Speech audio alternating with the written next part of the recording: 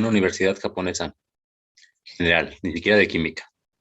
El examen de química en inglés, pero a nivel japonés.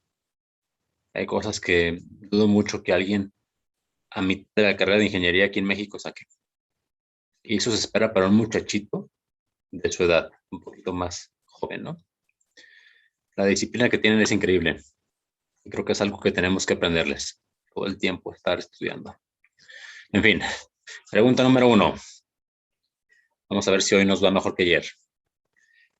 ¿Qué átomo es más grande?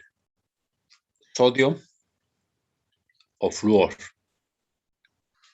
Repito, ¿qué átomo es más grande? ¿Cuál tiene un mayor radio iónico? ¿Sodio o flúor? Lo dejo abierto. ¿Alguien? Sodio. Correcto. El radio iónico crece hacia la izquierda y hacia abajo. Bien, los metales son más grandes que los no metales. Segunda pregunta. ¿Qué elemento es más electronegativo? ¿Sodio o magnesio? ¿Sodio o magnesio? ¿Cuál es más electronegativo?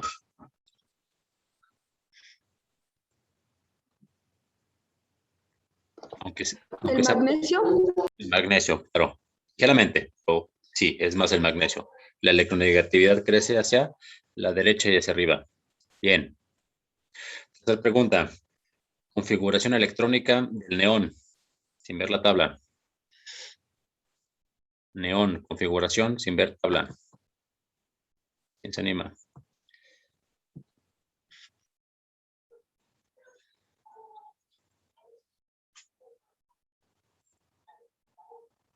Bueno, viendo la tabla.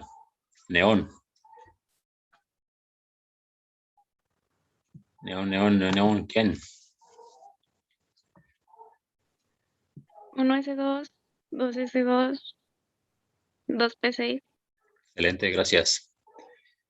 Siguiente pregunta. ¿Qué es el tritio?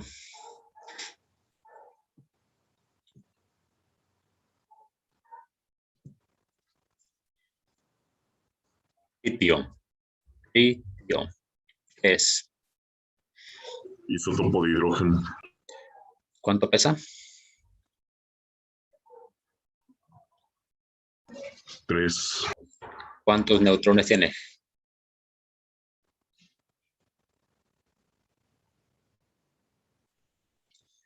Bien. Última pregunta ya para continuar. Los criterios en diferencia de electronegatividad para saber si entre dos átomos hay enlace iónico, covalente polar o covalente no polar.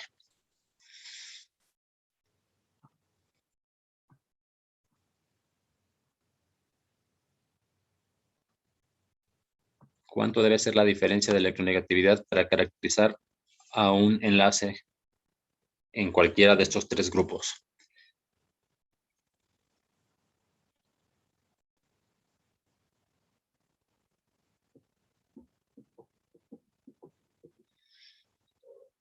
No es una pregunta retórica, espero respuesta.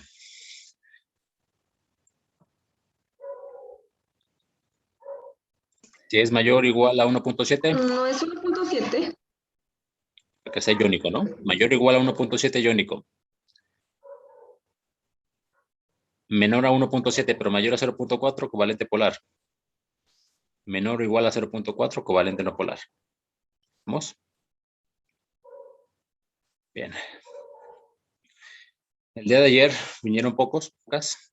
Hicimos un repaso de enlace iónico. Fue un repaso en versión del director, con diapositivas nuevas, láminas correspondientes a ciertas ideas que su maestra ha plasmado en su documento. No las habíamos tratado previamente porque no tenía acceso a ese documento. Estaba dando el tema a ciegas, no sabía lo que estaban viendo con certeza. Ya que tengo ese documento, modifiqué la presentación y eso fue lo que hicimos el día de ayer. También vimos covalente. Respecto a los que vinieron ayer, vamos a empezar el día de hoy desde covalente. Un repaso de covalente con los temas nuevos. Nos pasamos a ver enlaces coordinados iónicos y terminamos con fuerzas intermoleculares. Si nos alcanza el tiempo, podemos empezar a ver algunas teorías cuánticas raras que vinieron en su examen, unidad 1. ¿Sí? Si nos alcanza el tiempo. Muy bien. Entonces, desenlace covalente. Aquel en el que se comparten electrones de valencia para lograr la estabilidad. En la clase de ayer o de antier, no recuerdo, vimos octetos atípicos. Vimos elementos que alcanzan su estabilidad con 4, con 12, con 10 electrones de valencia. Y en todos ellos entendíamos el fenómeno por hibridaciones de orbitales y por promociones electrónicas.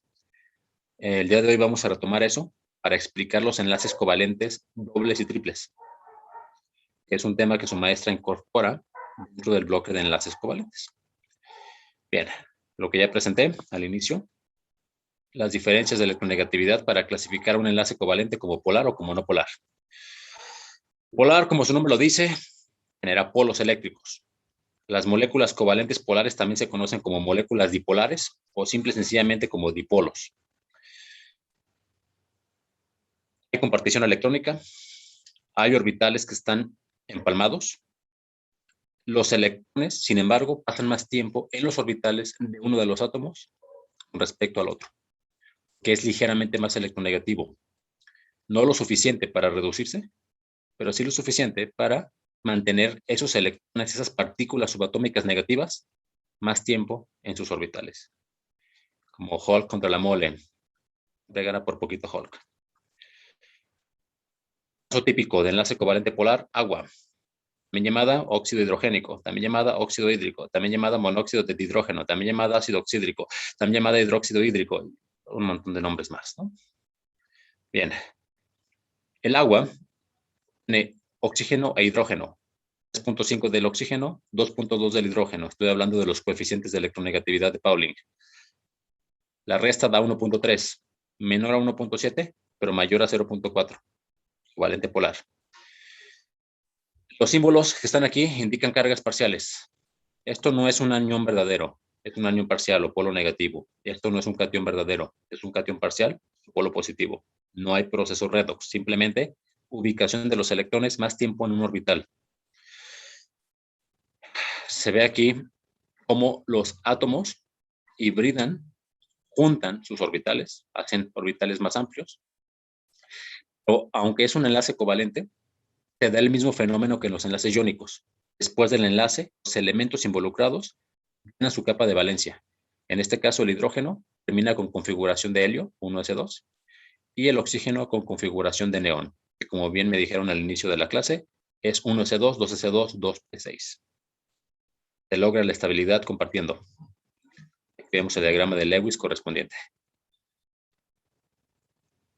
Curioso es que hay elementos, y esta idea la vamos a retomar más adelante, como ya saben, que tienen electrones de valencia que no están compartidos en enlaces, pero son de valencia, son del último nivel energético. Nitrógeno es uno de ellos, oxígeno es otro, y en la molécula de agua no es la excepción. Si vemos la configuración del oxígeno, el enlace covalente se genera en P3 y en P2, o los enlaces covalentes, mejor dicho. Tiene los de P1 y los de 2s en la capa externa, nivel de energía 2, número cuántico principal N2, pero no compartidos en enlaces. ¿Sí? ¿Esto qué implica? Pues un montón de cosas, pero aquí, por ejemplo, la geometría molecular. Vemos que el agua tiene geometría angular, que tiene 4 vértices. A nivel espacial tridimensional genera 4 vértices, 2 de ellos son los enlaces con átomos de hidrógeno y otros 2 son los pares electrónicos de valencia no compartidos. ¿Sí? ¿Qué idea quiero sumar aquí? Que tomé ayer, de hecho. Para que un enlace covalente se genere, no solamente se requiere una diferencia de electronegatividad menor a 1.7, sino que se debe de tener orbitales semillenos. Y eso que no se les borre de la cabeza. Los enlaces covalentes ordinarios, o sea, polares y no polares, proceden sí, solo sí, hay orbitales semillenos. Orbitales vacíos, no. Los coordinados sí, los covalentes clásicos no. Y orbitales llenos tampoco. Y ahorita vamos a ver que eso es un problemón en el átomo de carbono para poder generar dobles o triples enlaces. Bien. Les decía en clases pasadas que la geometría molecular depende del número de átomos enlazados y de electrones de valencia no compartidos. Es todo un tema, todo un área de la química. Por el momento, solo es una referencia. Ya después podemos verlo a detalle si gustan. Lo interesante de la molécula de agua al ser polar es que se une con otras moléculas por uniones de tipo puentes de hidrógeno. Por definición, un átomo de hidrógeno se une a dos átomos, pueden ser oxígeno, nitrógeno o flúor, a uno de ellos covalentemente, es decir, compartiendo electrones, es decir, formando parte de su molécula, y a otro electrostáticamente, por cargas, por ley de Coulomb. Aquí vemos a un hidrógeno que comparte electrones con el oxígeno de su molécula, pero al hacerlo de manera polar, el hidrógeno es positivo, de manera que se atrae con el oxígeno de otra molécula. Y esa molécula, sus hidrógenos se atraen con oxígenos de otra, y con otra, y con otra, generando esta red de interacción eléctrica intermolecular. También presente en polímeros como el ADN o las proteínas. El agua solvata todo lo que tenga carga, sea iónico o polar. Aquí tenemos un enlace covalente en Lewis. Lo veo rápido porque es un repaso. Covalente no polar, también llamado covalente puro, sobre todo en el resumen que su maestra les hizo llegar. Se da cuando la diferencia de electronegatividad entre dos elementos es menor o igual a 0.4. Típico entre átomos iguales, para formar moléculas diatómicas como el hidrógeno diatómico, el cloro diatómico, humo diatómico, yodo diatómico, cualquier gas halógeno, en conclusión. Gases como el oxígeno o el ozono. Y uniones carbono con hidrógeno. Cuidado con esto, son elementos distintos, pero la diferencia es 0.4 justa. Por lo tanto, genera covalentes no polares. Eso explica por qué las grasas no se mezclan con agua. Bueno, se mezclan de forma homogénea, lo hacen de forma heterogénea generando fases. Bien. Veíamos el día de ayer también, no todos los enlaces covalentes son iguales, así como no todos los matrimonios. Si bien en todos hay compartición, la distancia que hay entre los núcleos depende del tipo de orbitales, depende del radio iónico, depende de la familia a la que pertenezca el elemento, de su electronegatividad y de otras varias variables. Lo que podemos ver en esta tabla es que la energía de enlace aumenta conforme el diámetro disminuye, conforme la distancia entre núcleos, mejor dicho, la longitud de enlace disminuye. Les decía ayer que esto se conoce como tensión molecular y todas las moléculas que están generando esa tensión pueden convertir esa energía potencial en energía cinética. Basta con que una enzima, un catalizador rompa el enlace. Así es como funcionan las células. El famoso ATP, adenosín 5'-trifosfato, no es más que eso. Una molécula que tiene 3 átomos de fósforo muy pegados, con enlaces de alta energía, al momento de romperlos por una enzima, se libera esa energía y podemos vivir. Como tener un perro enojado, atado a un poste, quiere lanzarse sobre otro perro, sobre un corredor o una bicicleta. Está generando una tensión. Se puede incluso graficar con vectores. Si tú cortas la correa, el perro sale disparado y esa energía potencial se convierte en energía cinética. Igual, es otra área de la química. Seguramente lo van a ver en un curso individual más adelante en su carrera. Ok, esto es nuevo para los que no vinieron ayer, las que no vinieron ayer. Enlaces covalentes dobles y triples. Les decía a sus compañeras, compañeros, es un tema que yo suelo ver en estructuración orgánica, nomenclatura orgánica. Sin embargo, dado que su maestra lo incluye en el temario, pues lo vamos a revisar. Tengo que contextualizar un poco. Las moléculas orgánicas, las que estudia la química orgánica, son moléculas calzoneras, formadas de los elementos de la familia del carbono, el CHON-SP. En bachillerato seguramente llevaron un curso de química inorgánica y después uno de orgánica. Y yo creo que en su carrera van a llevar al menos unos 4 o 5 de orgánica. Es enorme. También las moléculas orgánicas son enormes, son grandes. Son moléculas que tienen un esqueleto de átomos de carbono. ¿Se acuerdan? Pueden ser alcanos, alquenos, alquinos, cetonas, aldehídos, éteres, ésteres, aminas, amidas, etc. Hay un montón. Son familias, dependiendo del grupo funcional. Todas tienen en común un esqueleto de carbono. ¿Por qué de carbono? El carbono es tetravalente. Es como si fuera un cubito de Lego. Puede contar con muchas otras cosas. o si te gustan los videojuegos como el Goro de Mortal Kombat. Tiene 4 brazos, puede ser muy flexible. Sin embargo, hay un problemón. La configuración electrónica del carbono, lo puedes ver en tu tabla periódica, es 1s2, 2s2, 2p2. ¿Cuántos electrones de valencia tiene? 4. Los 2 de P y los 2 de S, en nivel de energía 2. Bueno, pues le faltan 4 para el octeto, ¿no, profe? Sí. Te dije hace un momento, la única forma de que un enlace covalente proceda es con orbitales semillenos. Y en su configuración estándar, tiene 2 orbitales semillenos, un orbital vacío, donde no puede haber un enlace covalente estándar, polar no polar, y un orbital lleno, el de 2s. Entonces, esa configuración estándar no explica la tetravalencia del átomo de carbono, que es fundamental para un montón de cosas, incluyendo tu cuerpo, tus proteínas, tus grasas, tus células, tus músculos. Y va más allá. Esta tetravalencia se puede cumplir de varias maneras. Puede ser, como su maestra lo pone en el temario, que entre 2 átomos de carbono se den enlaces dobles, 2 enlaces covalentes o triples. El punto es que siempre sean 4. Bueno, vamos a entender los enlaces dobles y triples. Para esto, tenemos que ver el fenómeno en 3 momentos.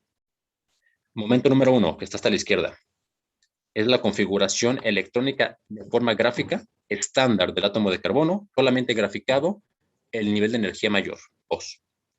Los de 1s no están pintados. Repito la configuración, 1s2, 2s2, 2p2. Aquí solamente están graficados los del número cuántico mayor, 2s2, 2p2. Un electrón en cada orbital de P para no violar el principio de Hunt. ¿Sí? Repito, esto genera un orbital vacío, un orbital lleno y 2 semillenos. Solamente podría generar 2 enlaces covalentes y necesitamos 4. Lo que nos lleva al diagrama central. Eso que están viendo ahí es un fenómeno conocido como promoción electrónica o salto cuántico. Un electrón de 2s está pasando a 2p3. ¿Lo ven?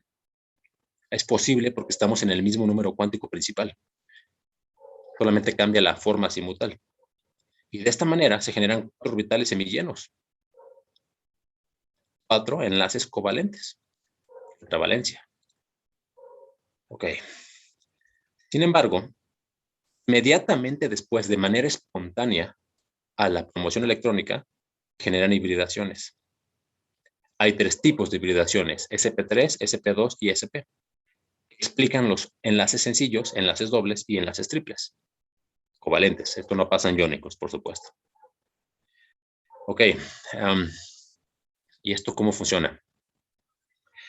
Creo que la forma menos abstracta es trabajarlo a nivel Chavo del 8.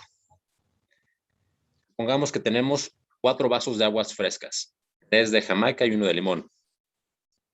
¿Sí? O 3 orbitales P y 1 S. Del mismo nivel energético, 2. Del mismo volumen, 4 vasos de 500 mililitros. Y se me ocurre, me entra la loquera, juntar los 4 vasos, el contenido de los 4 vasos en una jarrota y mezclarlo, ¿no? ¿Me va a generar más volumen? No. ¿Me va a generar más agua? No. El agua fresca no se crea ni se destruye. Los orbitales no se crean ni se destruyen. Agarro mi jarrota y sirvo mis 4 vasos. Siguen siendo 4. Ahora no van a ser ni de Jamaica ni de limón. Ahora están mezclados, ¿no? Son como de Jamaica y limón. Es lo mismo con los orbitales. Se mezclan los 3 orbitales P con el S. De ahí el nombre sp3. ¿Y qué quedan? Pues 4 orbitales híbridos. 4 orbitales de nivel de energía 2 de forma sp3. Ya es una forma simultánea mezclada. ¿Se entiende?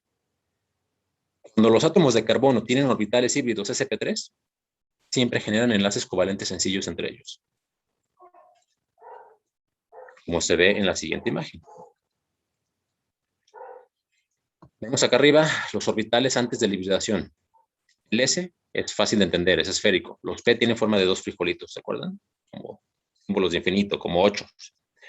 Cuando se mezclan, cuando se hibridan, cuando forman los sp3, tienen forma como de BB-8 de Star Wars. Como de muñequito de malvavisco. Y aquí tenemos una molécula en donde se cumple esta condición. Una molécula de alcano, de hecho el alcano más sencillo de todos, metano. Un átomo de carbono central con 4 hidrógenos, puros enlaces covalentes sencillos. Los hidrógenos utilizan sus orbitales S y el átomo de carbono utiliza orbitales de tipo sp3. ¿Qué genera que el átomo de carbono produzca una hibridación u otra? Depende con quién se junte, bajo qué condiciones. Ahorita no estamos entendiendo cuándo se genera, sino cómo. ¿Sí? Vemos la segunda hibridación, que explicaría el enlace doble entre carbonos. Esquema de la izquierda, una vez más, configuración estándar. 1s2, 2s2, 2p2. Linda, pero no explica la tetravalencia.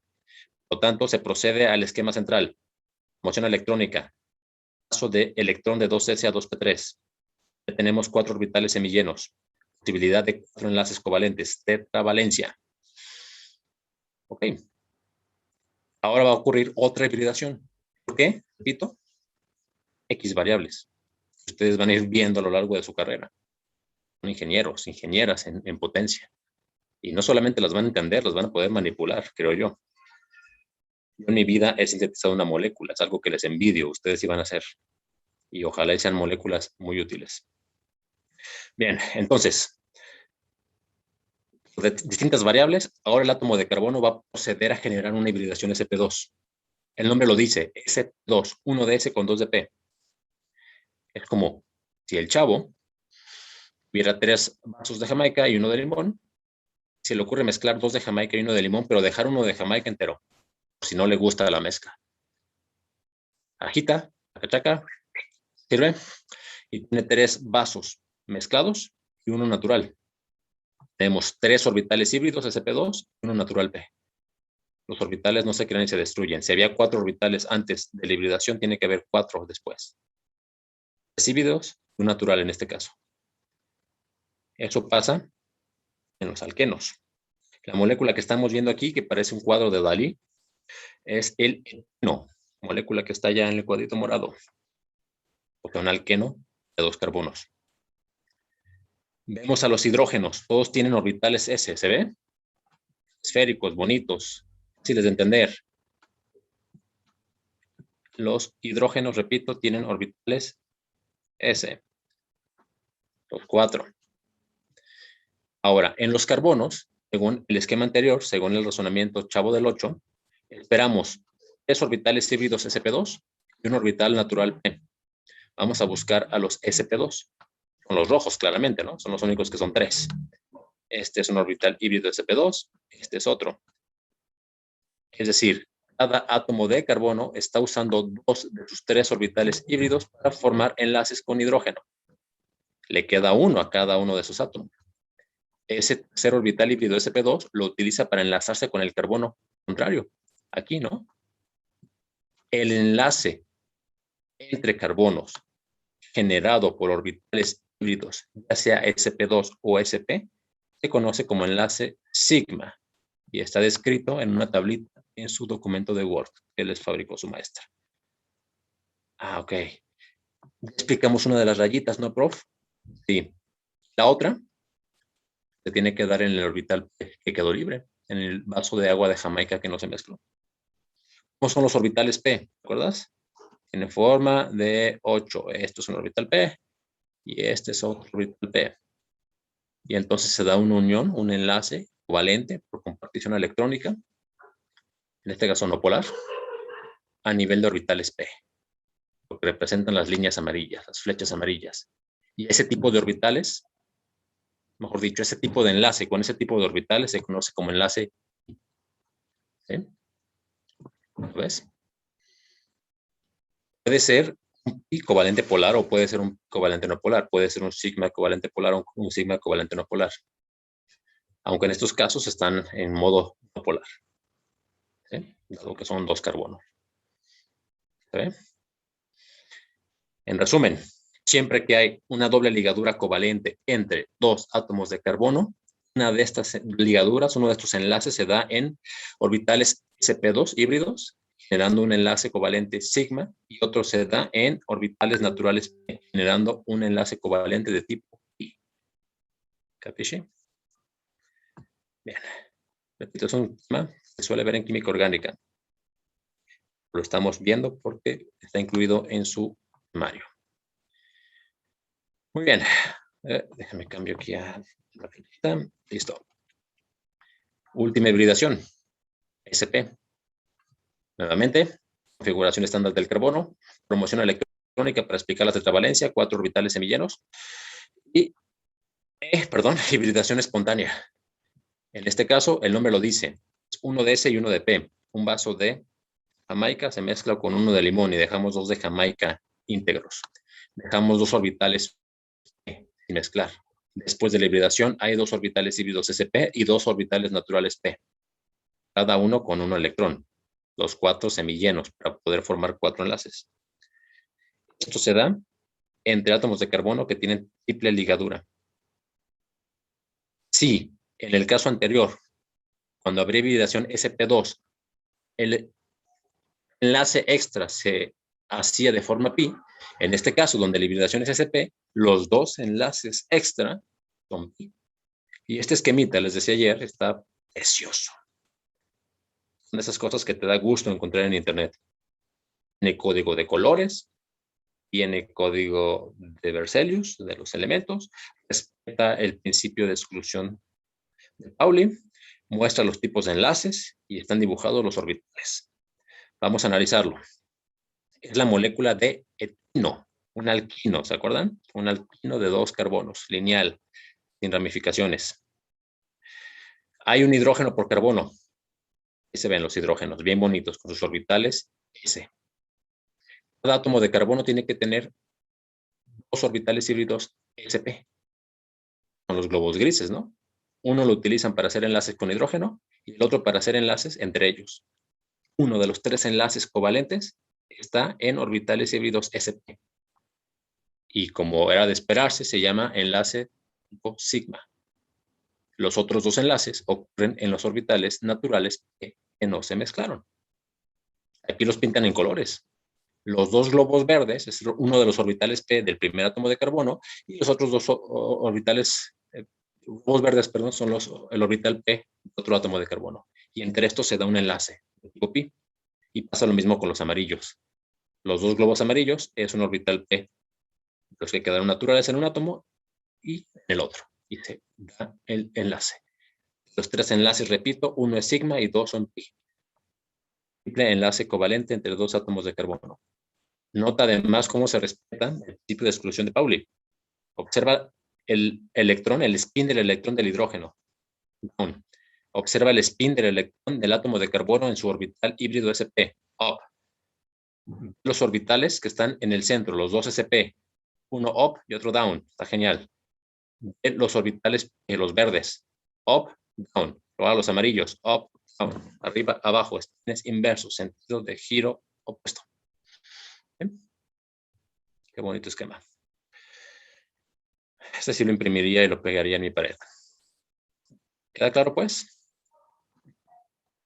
Orbitales híbridos, enlaces dobles y triples entre carbonos.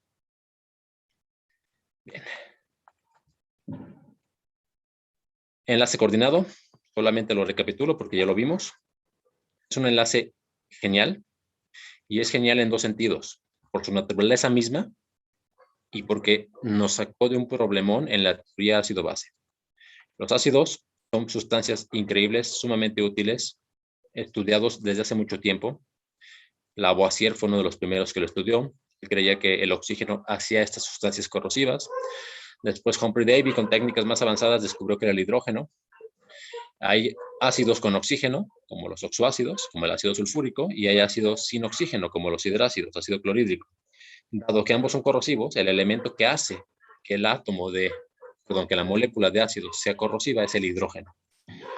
Esto después se formaliza en la teoría de Arrhenius, de Svante Arrhenius. Los ácidos son moléculas que en solución acuosa disosan cationes de hidrógeno. y se agregan a las bases, que son moléculas que disocian iones hidroxilo, y a las sales, que son moléculas que disocian cationes y aniones diferentes a H más y o H menos. Mientras más hidrógeno hay disociado, más corrosiva es una solución ácida. Hay ácidos que no puedes ni siquiera oler, y hay otros que te los puedes comer, como los que tienen los squinkles o los lupes o las muecas, y todos los dulces que tienen ácido cítrico acético que venden en el Oxxo. Mientras mayor sea la molaridad, en otras palabras, mayor es la peligrosidad, la corrosividad. Y tú sabes que esto lo podemos incluso convertir de potencias de 10 a una escala de 14 niveles, sacando el logaritmo negativo de la concentración molar, H. El punto es que explicó por mucho tiempo a los ácidos así, como moléculas con hidrógeno, moléculas corrosivas en agua. Hasta que apareció un contraejemplo, una molécula llamada amoníaco, muy común, muy utilizada en muchas áreas de la industria, que tiene hidrógeno en su molécula, pero cuando la pones en agua el pH es alcalino y no tiene hidroxilos, como el hidróxido sódico o el hidróxido magnésico. Esto necesitó una nueva teoría, ¿te acuerdas? La teoría de Bronsted-Lowry. Lo que hace el amoníaco es robar un catión de hidrógeno del agua, y si al agua le quitas un H+, se convierte en OH-, y la solución se alcaliniza. Okay. Aquí lo interesante es, ¿y cómo se lo quita? ¿Qué hace con él? ¿Cómo es posible que ese amoníaco pueda aceptar un átomo más de hidrógeno? Para empezar, no es un átomo, es un catión, ¿no? Es un átomo de hidrógeno que perdió su único electrón. O sea, tiene un protón y nada más, orbitales vacíos.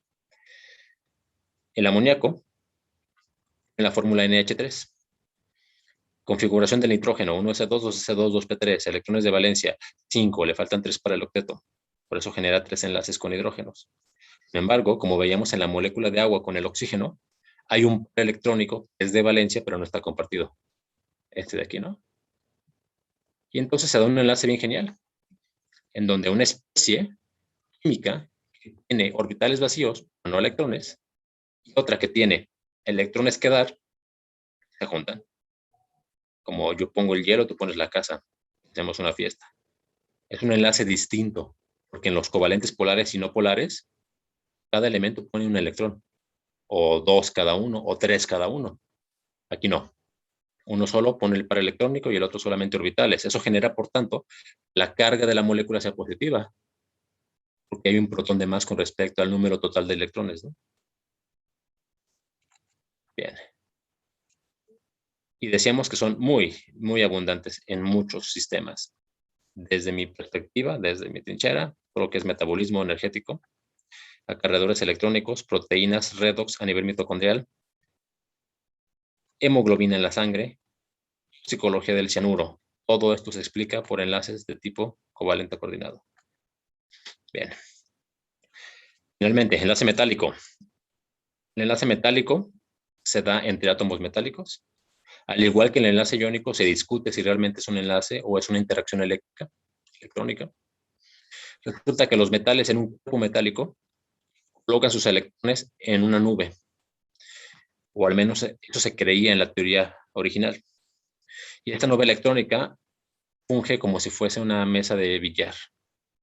Los electrones que están todos organizados en una misma zona pueden ser golpeados y transmitir energía de uno a otro. Eso, según la teoría original, explica la conductividad térmica y eléctrica de los metales. Sin embargo, se discute. Se discute si esto realmente es así. A nivel de ingeniería electrónica, pasa más bien algo como lo que ocurre en el autobús, ¿no? El recórranse para atrás, aunque ya no quepan. Todos los electrones de los átomos se van juntando en ciertos orbitales. Algo así como cuando vas de campamento en la primaria y que cada uno tiene su habitación y no sé por qué, pero todos se van a dormir en la habitación de uno y dejan como 5 habitaciones solas o casas de campaña. Igual, vemos aquí un cuerpo de sodio elemental. Hay un orbital semi lleno en cada uno de los átomos de sodio, el 3s. Y entonces los electrones de valencia de otros átomos que están en ese cuerpo metálico empiezan a moverse a los orbitales semillenos de otros átomos. De esa manera, hay una zona del cuerpo metálico que tiene orbitales vacíos y otra que tiene orbitales llenos. O mayor cantidad de orbitales llenos y en la otra parte semillenos, ¿no? Tampoco es blanco-negro, puede haber diferentes tonalidades, diferentes puntos intermedios. Y eso genera las famosas bandas de conducción. La parte que está llena actuaría como, se supone que actúa la teoría clásica, como una especie de billar, y la parte que está vacía permite que haya resonancia electrónica y se den diferentes tipos de comportamientos y de conducciones electrónicas. Bien, la otra vez hicimos algunos ejercicios de dibujar enlaces, ya no los vamos a ver, que ya los resolvimos, y nos vamos a pasar a las famosas fuerzas intermoleculares. Pensando en esto, ¿no? Los átomos se unen por enlaces, pero en un cuerpo hay más de una molécula. Muchos, miles de cientos de moléculas. Y esas moléculas también tienen que estar pegadas de alguna manera. Este tipo de interacción entre moléculas para formar cuerpos se conocen como fuerzas intermoleculares o enlaces intermoleculares, dependiendo del autor. A los físicos luego termina siendo lo mismo. A todas las generalizan como fuerza de cohesión o de adhesión. Y hasta cierto punto tienen razón, porque son fuerzas eléctricas, fenómenos electrostáticos que se explican y se calculan con la ley de Coulomb. A lo mucho, distinguen las fuerzas que unen las moléculas de un cuerpo como cohesión y las fuerzas que unen moléculas de dos cuerpos distintos como adhesión. Y hay coeficientes de cohesión y de adhesión y demás. Sin embargo, a nivel químico, suele caracterizar, suele distinguir el tipo de moléculas involucradas, entender la fuerza intermolecular que se genera. De entrada las dividimos en dos grupos. Las de arriba son fuerzas intermoleculares fuertes y las de abajo son las débiles, también conocidas como fuerzas de Van der Waals. Queda menos de un minuto, cerramos sesión y volvemos a ingresar para continuar con este tema de las fuerzas intermoleculares. Entonces nos vemos enseguida. Chao.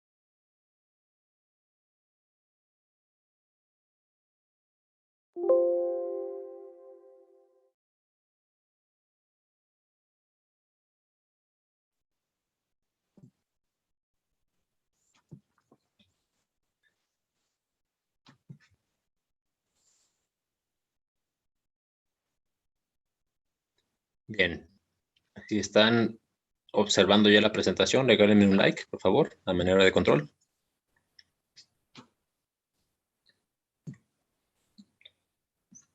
Repito, si están observando la presentación, un like.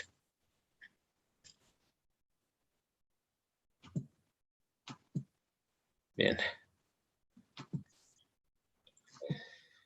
Entonces, dos grupos de fuerzas intermoleculares, fuertes y débiles. Depende qué tipos de moléculas interaccionen. Este es un mapa general. Vamos a ver a continuación, caso por caso. Nombro solamente a las de cada grupo. Fuertes, ion-ion, ion-dipolo inducido y fuerzas hidrofóbicas.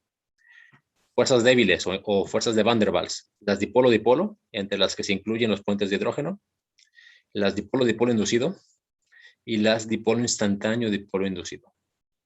Con la advertencia de que ninguna es mejor que otra. Simple y sencillamente se comportan de maneras distintas dependiendo las moléculas involucradas. Vamos. Uniones intermoleculares de tipo ion-ion. Difícil de distinguir con respecto al enlace iónico. De hecho, es la continuación, la extensión del enlace iónico. Ocurre entre moléculas iónicas. Se da un enlace iónico, se forman aniones y cationes. Se forman los iones, el catión metálico y el anión no metálico. Entre ellos interactúan por leyes de Coulomb, por ley de Coulomb, pero también interactúan con aniones o cationes que están a la periferia, partiendo del hecho, nuevamente, de que cuando se da un enlace iónico, pocas veces es átomo a átomo, ¿no? Hay bastantes cientos de miles de átomos. Esto genera redes cristalinas. Atracción eléctrica, una vez más. Entonces, la fuerza intermolecular ion-ion se da entre dos moléculas iónicas. Por ejemplo, una molécula de cloruro sódico con otra molécula de cloruro sódico. El catión de sodio y el anión de cloro de esa molécula se atraen entre sí, pero el anión de cloro también se atrae con el catión de sodio de la otra molécula, y ese catión de sodio con el anión de cloro de la otra molécula, y ese de cloro con el de sodio de otra molécula, formando redes cristalinas. ¿Sí? Bien, vamos con la que sigue. Ion dipolo. Les dije hace unos minutos, dipolo significa molécula covalente polar. Por lo tanto, una fuerza intermolecular de dipo-ion-dipolo es aquella que se genera entre una molécula iónica, entre un compuesto iónico y uno covalente polar. Lo habíamos visto, nada más que lo estudiamos desde la perspectiva del agua. Cuando se disuelve una sal en agua, se dan interacciones ion-dipolo. ¿De qué manera? Pues si es un catión, se va a atraer con los polos negativos de la molécula covalente polar. Y si es un anión, se va a atraer con los polos positivos, claramente, ¿no? Aquí vemos una vez más al catión de sodio, es catión porque es metal, siendo rodeado por moléculas de agua o con los oxígenos orientados hacia él, porque los oxígenos son los polos negativos. En contraparte vemos el anión cloruro, que está siendo solvatado por moléculas de agua, pero con los polos positivos, con los hidrógenos. ¿Sí? Esto que está acá es una solución salina, cloruro de sodio, creo que viene al 0.7%. Es el famoso suero, ¿no? Aquí se pueden inyectar tratamientos, fármacos, antibióticos, desinflamatorios, demás. Cuando ingresas a un hospital, cuando eres internado o internada, pues te colocan eso intravenosamente, en una sonda. Eso que está ahí no es más que cloruro sódico estéril, sin bacterias, virus, ni ningún otro bicho, en agua. O sea, en una botellita de suero tenemos interacciones ion-dipolo, o en una botellita de Gatorade, o de Electrolit, o del Suerox, o cualquiera de esos, ¿no? Si quieres un ejemplo distinto, aquí tenemos la acetona litio, con un catión de litio.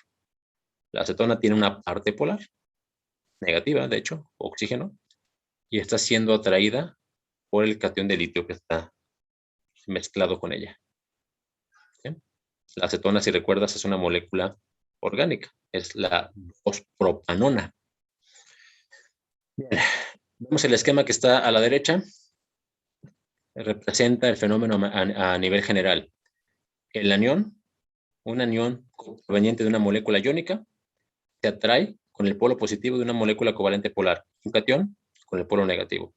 Ve cómo a la molécula covalente polar le ponen la delta minúscula para indicar que son polos y no iones reales. ¿Sí? Un dipolo. Molécula iónica con covalente polar. Fácil. Vamos con la que sigue. Ion dipolo inducido. Molécula iónica, molécula covalente no polar. Y de entrada podrás pensar, ¿cómo rayos? Si la covalente no polar no tiene cargas, ¿cómo se va a atraer electrostáticamente con una molécula iónica? Como el nombre lo dice, porque la molécula iónica se las induce. Piensa en esto. Será covalente no polar. Los electrones estarán distribuidos de forma homogénea, pero están. Y los protones también, ¿no? Eso se puede alterar. Y es exactamente lo que está ocurriendo. Vamos a observar el esquema que está a la izquierda primero. Aquí tenemos una especie, aquí es un átomo, puede ser una molécula no polar. Y entonces un catión se acerca a ella y lo que pasa con ese catión es que atrae a los electrones de esa molécula covalente no polar. No se los va a quitar, los atrae simple y sencillamente por ley de Coulomb. Y si los electrones se condensan en una de las zonas de la molécula covalente no polar, es decir, que la otra zona, la zona opuesta, el polo opuesto, pues va a quedar cargado de forma positiva, ¿no? Es una molécula que no tenía polos, pero se los está generando un ion. Aquí vemos el caso del catión, pero puede ser el otro caso, el caso del anión.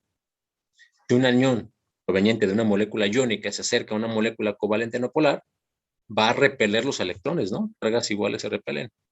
Y entonces va a generar que esa parte de esa molécula sea el polo positivo y la parte opuesta el polo negativo. Inducción de polos eléctricos por efecto de contacto con iones. ¿Se ve? Un ejemplo bonito. El catión ferroso, no es férrico, es ferroso porque está en estado de oxidación +2, de la hemoglobina. ¿Qué rayos es la hemoglobina? Una proteína cuaternaria, tiene un grupo hemo, un anillo tetrapirrólico, un núcleo de hierro y está en la sangre. La sangre tiene hierro porque tiene esa hemoglobina, una proteína que tiene ese hierro y esa proteína está sobre los glóbulos rojos o eritrocitos, que son unas células que tienen forma de lanchita y núcleo. Qué bonitas. Estas cosas funcionan como taxis para tu oxígeno. Inhalas oxígeno, en tus alvéolos hay unas células llamadas neumocitos que meten ese oxígeno al torrente sanguíneo y pasan los eritrocitos con su hemoglobina que tiene un núcleo ferroso, tienen que agarrar ese oxígeno. Pero no tienen manos, ¿verdad? No hay vista ni mente ahí, no hay conciencia, todo es cargas. Pues resulta que el oxígeno que inhalamos, que es covalente no polar, es inducido eléctricamente por el catión ferroso de la hemoglobina. Transportamos oxígeno en la sangre de forma ion dipolo inducido.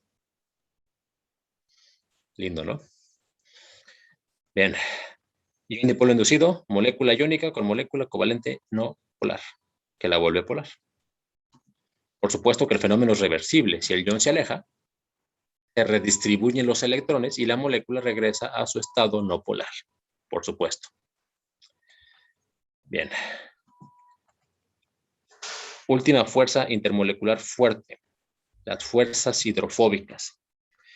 Estas rompen un poquito el patrón en cuanto a explicación, porque requieren un contexto más específico. Voy a empezar describiendo un experimento que posiblemente hayas hecho en la primaria. Es una botella y agregas aceite de soya, de cártamo, de canola, lo que tengas, y agua, ¿no? Y te das cuenta que se genera una mezcla heterogénea, se separan. Sabes que para que algo se disuelva en agua tiene que tener carga y la grasa está hecha de carbono con hidrógeno y por lo tanto es covalente no polar. Bien. Sin embargo, este experimento se puede hacer más interesante. Ese sistema lo puedes convertir en un sistema cerrado. Una botella, le tapas ahí el orificio de salida y agitas. No sé si lo has hecho. ¿Qué pasa? En unos momentos, es partículas de aceite por todos lados, ¿no? Disueltas en agua. Si tú dejas reposar el sistema y avanza el eje tiempo, generan las fases. Y vuelves a agitar y dejas reposar y las fases se vuelven a generar. No se quedan dispersas. Se reúnen. Todas las partículas grasas se reúnen en una fase muy grande. Ok, esa unión entre moléculas covalentes no polares en un medio acuoso, que vamos a ver más adelante, otra interacción de covalente no polar con covalente no polar, son fuerzas hidrofóbicas. Son las fuerzas intermoleculares entre moléculas covalentes no polares dentro de un medio acuoso. ¿Sí? De hecho, es erróneo, y yo lo dije 2 veces el día de hoy, aunque me corregí, decir que el agua y el aceite no se mezclan. Sí se mezclan, si no, no podrían llamarse mezcla heterogénea, ¿no? La cuestión es que generan fases. De hecho, tenemos aceite y el agua inmediatamente. No es como que esté el aceite en una capa de vacío y luego el agua. Sí hay un contacto molécula polar con molécula no polar. De hecho, ahorita vamos a ver que es un tipo dipolo inducido.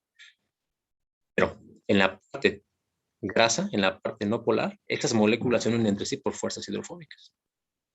¿Sí? Ahora, esto se pone mejor, que este fenómeno se puede bloquear con unas cosas llamadas emulsificantes. Es un emulsificante, una molécula anfipática que tiene una parte no polar y una parte polar. Y cuando la pones en contacto con una solución de este tipo, hace pequeños paquetitos de grasa. Y esos pequeños paquetitos ya no pueden tener fuerzas hidrofóbicas y se mantienen separados. No sé si alguna vez tuviste la mala suerte, la mala fortuna de recibir aceite de hígado de bacalao, emulsión de Scott. Es un multivitamínico, sabe horrendo. Hígado de bacalao, ¿qué más quieres? Guácala. Es una emulsión, es aceite en agua o un yogurt, ¿no? Los yogurts son emulsiones. Por eso hay que quitarlas antes de beberlos. O vamos a verlo de una forma más radical. Comes grasa, ¿no? Lance la primera piedra que nunca se haya comido unas carnitas o una birria. Y tu sangre está hecha de agua. La grasa la absorbes. ¿Y por qué no forma lo que pasa en el vaso en tu sangre? ¿Por qué no se generan fases? Porque tienes un agente emulsificante. ¿Cómo se llama? Bilis. Ácido taurocólico. El hígado produce bilis y la bilis emulsifica las grasas y las absorbemos. Y para hacer bilis necesitamos taurina. Así que el Red Bull no es el que inventó la taurina. Consumimos taurina en la leche todo el tiempo. Bien. Vamos a las fuerzas intermoleculares débiles, que son como las hermanas menores de las fuertes. Tenemos a la dipolo-dipolo, que es la versión disminuida, la hermanita chiquita de la ion-ion. La ion-ion eran dos moléculas iónicas. En la interacción dipolo-dipolo son dos moléculas covalentes polares. Como en el agua, ya lo habíamos visto, ¿no? Nomás que le llamamos puentes de hidrógeno. Los puentes de hidrógeno son un tipo de interacción intermolecular dipolo-dipolo. El polo positivo de una molécula covalente polar se atrae electrostáticamente por ley de Coulomb con el polo negativo de otra molécula covalente. Para quitarnos el rollito del agua, porque es siempre lo mismo, agua, veamos acá dos moleculitas de ácido clorhídrico que pueden estar ahí conviviendo en tu estómago en este momento. ¿Sí? El cloro es el polo negativo de la molécula del ácido clorhídrico y el hidrógeno es el polo positivo. El polo positivo de una molécula se atrae con el polo negativo de otra. Interacción dipolo-dipolo. Se observa en el esquema que está aquí. Positivo con negativo, positivo con negativo. Bien. Dipolo-dipolo inducido es la hermana menor de la ion dipolo inducido. O sea, una molécula covalente polar, una covalente no polar. O sea, la que hay en el vaso de aceite con agua, ¿no? Aquí, en la interfase. Covalente polar con covalente no polar. Mismo fenómeno que con la ion dipolo inducido. La covalente no polar no tiene polos, por definición, pero si se acerca a una molécula polar, le puede inducir ese polo. Si la molécula polar pone en contacto su polo positivo con la molécula covalente no polar, le atrae los electrones y le genera un polo negativo. El contrario es el positivo. Si la molécula covalente polar se acerca con el polo negativo, le repele los electrones y le genera un polo positivo. ¿Sí? Polos reversibles. Si se separan las moléculas, la covalente no polar regresa a su estado no polar, porque no hay oxidación y reducción. Ok, ¿dónde más podemos ver este tipo de interacciones? No sé si alguna vez has tenido una pecera o has visto una pecera. Dentro de los muchos artefactos que se les ponen son estas piedras azules llamadas aireadores. Tienen una entrada con una manguera y esta manguera se conecta a un tanque. Bueno, más bien a una bombita. Pero lo podemos hacer también con un tanque de oxígeno, ¿no? El punto es meter oxígeno al agua, oxigenar el agua.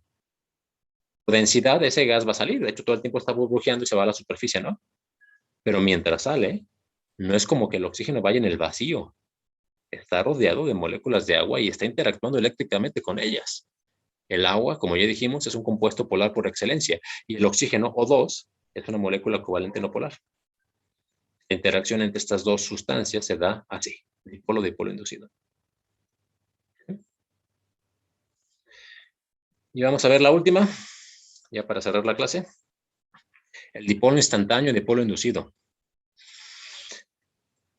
Aquí tengo que decir algo bien interesante.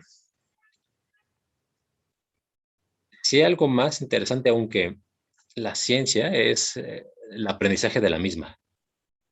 Nuestra mente luego hace deducciones sin tener razones suficientes. Una es, cuando te presentan un tema, concluyes que todo lo que se está incluido en ese tema se descubrió al mismo tiempo, ¿no? Así como que alguien se levantó un día y voy a descubrir todas las interacciones intermoleculares. No, estos son años de diferencia entre unas y otras, ¿no? Se van coleccionando, se van haciendo compendios y tú vas a la universidad o contratas a un maestro por las noches y te las da todas juntas. Eso no se sigue, que se descubrieron a la par. Esta fue una de las últimas en entenderse por su necesidad del modelo atómico actual, el modelo de Schrödinger. ¿Entre qué moléculas se da esta interacción? Entre dos moléculas covalentes no polares, pero no en un medio acuoso, puede ser en cualquier otro medio. Como rayos se van a traer dos moléculas que no tienen polos. ¿Cómo puede funcionar eso? Bueno, pues que resulta, te regreso a esto, que en el modelo actual, el que sigue del modelo de Bohr-Sommerfeld, no existen los orbitales como tal, ¿no? Este modelo acepta la dualidad onda-partícula de de Broglie y entiende que la distribución en onda de los electrones ocurre todo el tiempo. Y cuando hay ciertas variables que actúen como observadores cuánticos, la función de onda colapsa, ¿no? Entonces tienes el electrón que aparece en un punto del espacio alrededor del núcleo y luego se convierte en onda y luego aparece en otro lado y luego aparece y desaparece. Y esto todo el tiempo está pasando, ¿no? Es probabilístico. Siguen ciertas regiones, que sería el equivalente a los orbitales de Bohr, pero no es que el orbital se siga en una especie de fenómeno planetario, sino que aparece y desaparece en ciertas nubes que son más probables según las formas descritas por Bohr-Sommerfeld, según la matemática de Bohr. Bien, bajo ese contexto, debe coincidir que en una molécula aparezcan 2, 3 electrones al mismo tiempo en el mismo espacio, o muy cerca unos de otros, generando pequeños polos a una molécula covalente no polar. ¿Son fuerzas intensas? No, esta es la fuerza intermolecular más débil de todas. Son momentáneos, son polos instantáneos, reversibles incluso, lo suficientes para inducirle un polo a la molécula de al lado. Repito, son débiles, es como pegar los ladrillos de una casa con chicle, pero funcionan. ¿Y a qué me refiero con que funcionan?